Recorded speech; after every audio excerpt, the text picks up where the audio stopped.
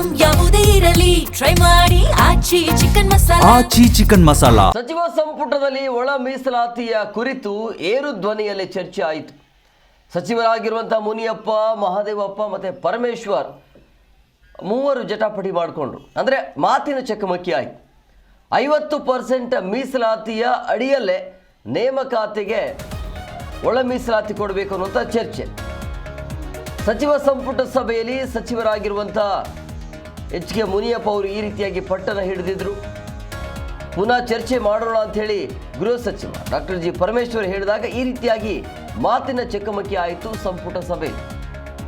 ಧಾರವಾಡದಲ್ಲಿರುವಂಥ ಒಂದು ಹೋರಾಟ ಏನು ನಡೀತಲ್ಲ, ಧಾರವಾಡದಲ್ಲಿ ಆಗಿರುವಂಥ ಗೋ ಬ್ಯಾಕ್ ಆ ಘೋಷಣೆಯನ್ನು ನಾವು ಕೇಳಿದ್ದೇವೆ. ನೇಮಕಾತಿ ಮಾಡಬೇಕಾಗಿ ಉತ್ತಮ ಒತ್ತಡದಲ್ಲಿ ಇದ್ದೇವೆ ಅಂಥೇಳಿ ಮತ್ತೊಂದು ಕಡೆ ಸಂತೋಷ್ ಲಾಡ್ ಕೂಡ ಇದರ ಬಗ್ಗೆ ಪ್ರತಿಕ್ರಿಯೆಯನ್ನು ಕೊಟ್ಟರು. ಆದರೆ ಸಂಪುಟ ಸಭೆಯಲ್ಲಿ ಏನೆಲ್ಲ ಆಯಿತು ಅಂತ ಹೇಳಿದ್ರೆ ಪ್ರಮುಖವಾಗಿ ಮೀಸಲಾತಿಯ ವಿಚಾರವಾಗಿ ಏರು ಧ್ವನಿಯಲ್ಲಿ ಮಾತನಾಡಿದರು ಎಲ್ಲ ಸಚಿವರು.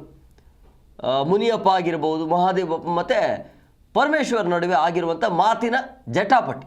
ಅಂದರೆ 50% ಮೀಸಲಾತಿ ಅಡಿಯಲ್ಲೇ ನೇಮಕಾತಿ ನೀಡಬೇಕು ಅಂತೇಳಿ ಇದರ ಬಗ್ಗೆ ಚರ್ಚೆ ಮಾಡೋಣ ಅಂತ ಹೇಳಿದಾಗ ಈ ರೀತಿಯಾಗಿ ಮಾತಿನ ಚಕಮಕಿ ನಡೀತು ಅಲ್ಲಿ ಸಂಪುಟ ಸಭೆಯಲ್ಲಿ. ಕೊನೆಗೂ ಕೂಡ ಕಾನೂನಿನ ಸಮರ ಏನೇ ಇದ್ದರೂ ಕೂಡ ಈಗ 50% ಮೀಸಲಾತಿ ಏನಿದೆಯಲ್ಲ ಅದರ ಅಡಿಯಲ್ಲೇ ಈ ಒಂದು ನೇಮಕಾತಿ ಹುದ್ದೆ ಆಗಬೇಕು ಅನ್ನೋಂಥ ಲೆಕ್ಕಾಚಾರಕ್ಕೆ ಅಂತಿಮವಾಗಿ ಬರಲಾಗಿದೆ. ಸೊ ಹೀಗಾಗಿ ಈಗ 56,000ಕ್ಕಿಂತ ಹೆಚ್ಚಿನ ಉದ್ಯೋಗಗಳು ಭರ್ತಿ ಆಗಬೇಕು, ಅದು 30 ದಿನದ ಒಳಗಡೆ ಅನ್ನುವಂಥ ವಿಚಾರ.